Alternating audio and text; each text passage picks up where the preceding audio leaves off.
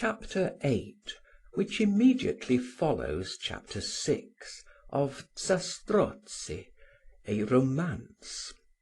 This recording is in the public domain. Zastrozzi, a romance, by Percy, Bysshe Shelley.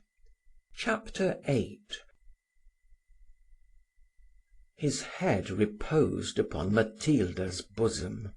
He started from it violently, as if stung by a scorpion, and fell upon the floor.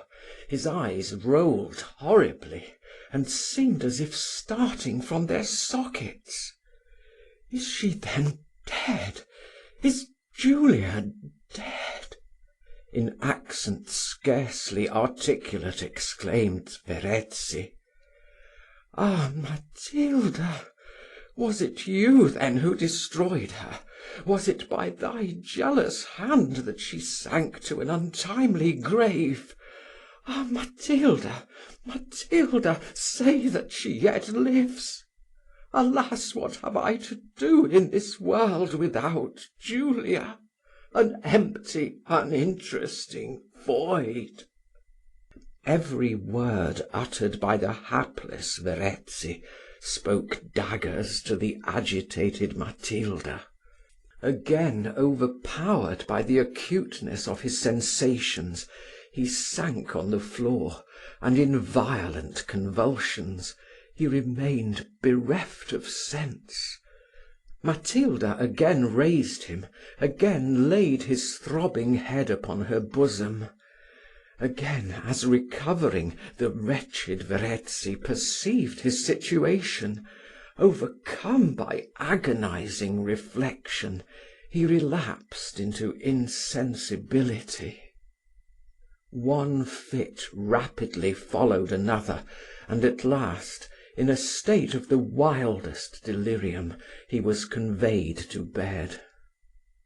Matilda found that a too eager impatience had carried her too far. She had prepared herself for violent grief, but not for the paroxysms of madness which now seemed really to have seized the brain of the devoted Verezzi. She sent for a physician.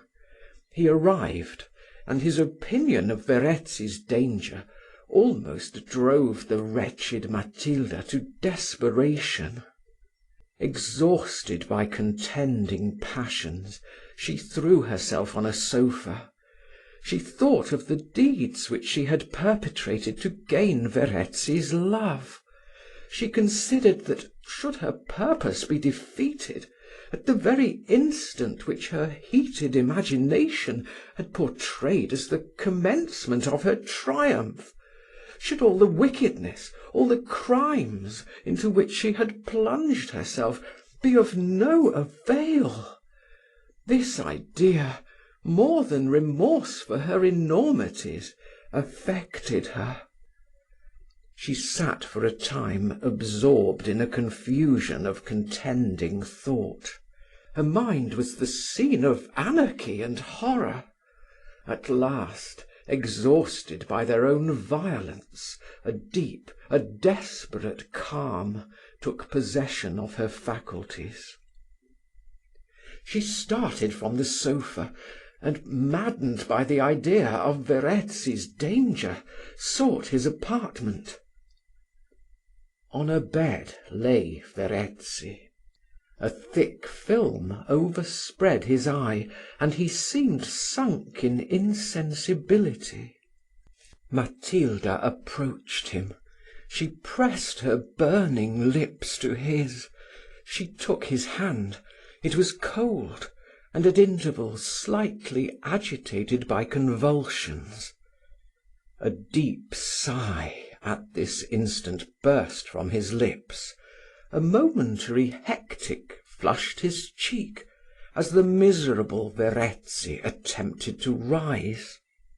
Matilda, though almost too much agitated to command her emotions, threw herself into a chair behind the curtain, and prepared to watch his movements. Julia, Julia!" exclaimed he, starting from the bed as his flaming eyeballs were unconsciously fixed upon the agitated Matilda. "Where art thou? Oh! Thy fair form now moulders in the dark sepulchre. Would I were laid beside thee! Thou art now an ethereal spirit." And then, in a seemingly triumphant accent, he added, "But ere long I will seek thy unspotted soul. Ere long I will again clasp my lost Julia." Overcome by resistless delirium, he was for an instant silent. His starting eyes seemed to follow some form which imagination had portrayed in vacuity. He dashed his head against the wall and sank, overpowered by insensibility, on the floor. Accustomed as she was to scenes of horror, and firm and dauntless as was Matilda's soul, yet this was too much to behold with composure. She rushed towards him, and lifted him from the floor. In a delirium of terror, she wildly called for help. Unconscious of everything around her, she feared Verezzi had destroyed himself. She clasped him to her bosom, and called on his name in an ecstasy of terror. The domestics, alarmed by her exclamations, rushed in. Once again they lifted the insensible Verezzi into the bed. Every spark of life seemed now to have been extinguished, for the transport of horror which had torn his soul was almost too much to be sustained. A physician was again sent for. Maddened by desperation, in accents almost inarticulate from terror, demanded hope or despair from the physician. He, who was a man of sense, declared his opinion that Verezzi would speedily recover, though he knew not the event which might take place in the crisis of the disorder which now rapidly approached. The remonstrances of those around her were unavailing to draw Matilda from the bedside of Verezzi. She sat there, a prey to disappointed passion, silent, and watching every turn of the hapless Verezzi's countenance, as, bereft of sense, he lay extended on the bed before her. The animation which was wont to illumine his sparkling eye was fled. The roseate colour which had tinged his cheek had given way to an ashy paleness. He was insensible to all around him. Matilda sat there the whole day, and silently administered medicines to the unconscious Verezzi, as occasion required. Towards night, the physician again came. Matilda's head thoughtfully leant upon her arm as he entered the apartment. "Ah, what hope! What hope!" wildly she exclaimed.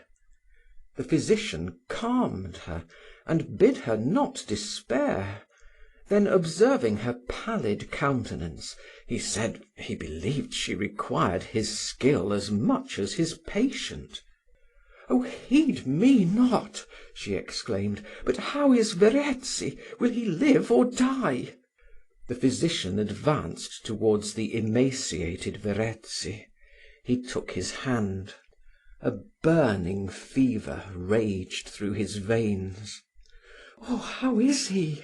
exclaimed Matilda, as, anxiously watching the humane physician's countenance, she thought a shade of sorrow spread itself over his features. "But tell me my fate quickly," continued she. "I am prepared to hear the worst, prepared to hear that he is even dead already." As she spoke this, A sort of desperate serenity overspread her features. She seized the physician's arm and looked steadfastly on his countenance, and then, as if overcome by unwonted exertions, she sank fainting at his feet. The physician raised her, and soon succeeded in recalling her fleeted faculties. Overcome by its own violence, Matilda's despair became softened, and the words of the physician operated as a balm upon her soul and bid her feel hope. She again resumed her seat, and waited with smothered impatience for the event of the decisive crisis, which the physician could now no longer conceal. She pressed his burning hand in hers, and waited, with apparent composure, for 11 o'clock. Slowly the hours passed. The clock of Passau told each lingering quarter as they rolled away, and hastened towards the appointed time, when the chamber door of Verezzi was slowly opened by Ferdinand. "Ah, why do you disturb me now?" exclaimed Matilda, whom the entrance of Ferdinand had roused from a profound reverie. "Signora," whispered Ferdinand, "Signor waits below. He wishes to see you there." "Ah," said Matilda thoughtfully, "conduct him here." Ferdinand departed to obey her. Footsteps were heard in the passage, and Zastrozzi immediately afterwards stood before Matilda. "Matilda," exclaimed he, "why do I see you here? What accident has happened which confines you to this chamber?" "Ah," replied Matilda, in an under voice, "look in that bed. Behold Verezzi! Emaciated and insensible, in a quarter of an hour, perhaps, all animation will be fled for ever," continued she, as a deeper expression of despair shaded her beautiful features. Zastrozzi advanced to the foot of the bed. Verezzi lay as if dead before his eyes. For the ashy hue of his lips, and his sunken, inexpressive eye, almost declared that his spirit was fled. Zastrozzi gazed upon him with an indefinable expression of insatiated vengeance, indefinable to Matilda, as she gazed upon the expressive countenance of her coadjutor in crime. "Matilda, I want you. Come to the lower saloon. I have something to speak to you of," said Zastrozzi. "Oh, if it concerned my soul's eternal happiness, I could not now attend," exclaimed Matilda, energetically. "In less than a quarter of an hour, perhaps, all I hold dear on earth will be dead. With him, every hope, every wish, every tie which binds me to earth. Oh!"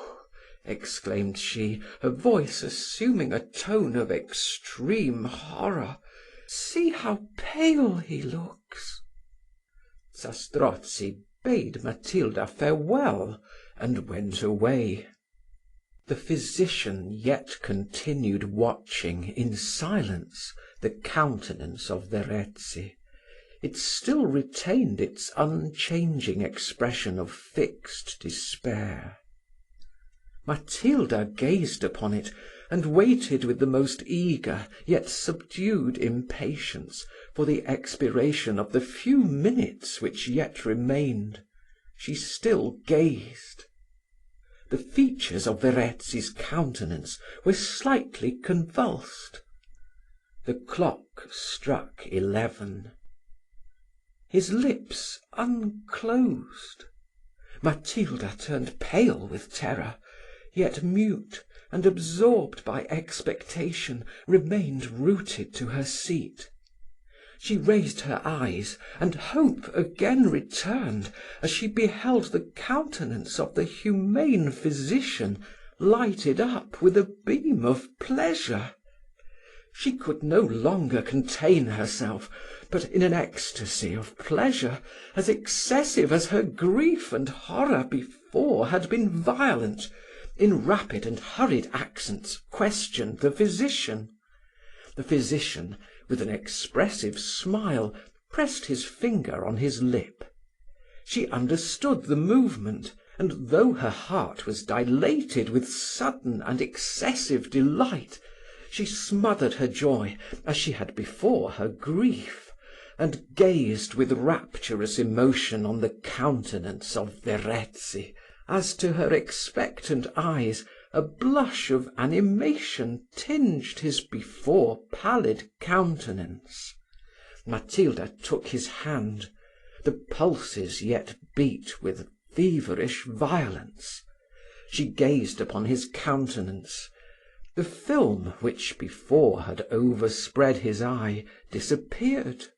Returning expression pervaded its orbit, but it was the expression of deep, of rooted grief.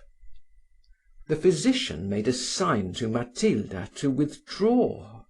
She drew the curtain before her, and in anxious expectation awaited the event. A deep, a long-drawn sigh at last burst from Verezzi's bosom. He raised himself. His eyes seemed to follow some form which imagination had portrayed in the remote obscurity of the apartment, for the shades of night were but partially dissipated by a lamp which burnt on a table behind. He raised his almost nerveless arm, and passed it across his eyes, as if to convince himself that what he saw was not an illusion of the imagination. He looked at the physician, who sat near to and silent by the bedside, and patiently awaited whatever event that might occur. Verezzi slowly arose, and violently exclaimed, "Julia, Julia, my long-lost Julia, come!" And then, more collectedly, he added in a mournful tone, "Ah, no, you are dead, lost, lost for ever." He turned round and saw the physician, but Matilda was still concealed. "Where am I?" inquired Verezzi, addressing the physician. "Safe, safe," answered he. "Compose yourself, all will be well." "Ah, but Julia," inquired Verezzi, with a tone so expressive of despair as threatened returning delirium. "Oh, compose yourself," said the humane physician. "You have been very ill. This is but an illusion of the imagination, and even now I fear that you labour under that delirium which attends a brain fever." Verezzi's nerveless frame again sunk upon the bed. Still his eyes were open and fixed upon vacancy. He seemed to be endeavouring to arrange the confusion of ideas which pressed upon his brain. Matilda undrew the curtain, but as her eye met the physician's, his glance told her to place it in its original situation. As she thought of the events of the day, her heart was dilated by tumultuous yet pleasurable emotions. She conjectured that were Verezzi to recover, of which she now entertained but little doubt, she might easily erase from his heart the boyish passion which before had possessed it, might convince him of the folly of supposing that a first attachment is fated to endure for ever, and by unremitting assiduity in pleasing him, by soft, quiet attentions, and an affected sensibility, might at last acquire the attainment of that object for which her bosom had so long and so ardently panted. Soothed by these ideas, and willing to hear from the physician's mouth a more explicit affirmation of Verezzi's safety than his looks had given, Matilda rose, for the first time since his illness, and, unseen by Verezzi, approached the physician. "Follow me to the saloon," said Matilda. The physician obeyed, and by his fervent assurances of Verezzi's safety and speedy recovery, confirmed Matilda's fluctuating hopes. "But," added the physician, "though my patient will recover if his mind be unruffled, I will not answer for his re-establishment should he see you, as his disorder, being wholly on the mind, may be possibly augmented by—" The physician paused, and left Matilda to finish the sentence, for he was a man of penetration and judgment, and conjectured that some sudden and violent emotion, of which she was the cause, occasioned his patient's illness. This conjecture became certainty, as, when he concluded, he observed Matilda's face change to an ashy paleness. "May I not watch him, attend him?" inquired Matilda imploringly. "No," answered the physician, "in the weakened state in which he now is, the sight of you might cause immediate dissolution." Matilda started, as if overcome by horror at the bare idea, and promised to obey his commands. The morning came. Matilda arose from a sleepless couch, and with hopes yet unconfirmed, sought Verezzi's apartment. She stood near the door listening. Her heart palpitated with tremulous violence as she listened to Verezzi's breathing. Every sound from within alarmed her. At last she slowly opened the door, and, though adhering to the physician's directions in not suffering Verezzi to see her, she could not deny herself the pleasure of watching him, and busying herself in little offices about his apartment. She could hear Verezzi question the attendant collectedly, yet as a person who was ignorant where he was, and knew not the events which had immediately preceded his present state. At last he sank into a deep sleep. Matilda now dared to gaze on him. The hectic colour which had flushed his cheek was fled, but the ashy hue of his lips had given place to a brilliant vermilion. She gazed intently on his countenance. A heavenly, yet faint smile diffused itself over his countenance. His hand slightly moved. Matilda, fearing that he would wake, again concealed herself. She was mistaken, for on looking again he still slept. She still gazed upon his countenance. The visions of his sleep were changed, for tears came fast from under his eyelids, and a deep sigh burst from his bosom. Thus passed several days. Matilda still watched, with most affectionate assiduity, by the bedside of the unconscious Verezzi. The physician declared that his patient's mind was yet in too irritable a state to permit him to see Matilda, but that he was convalescent.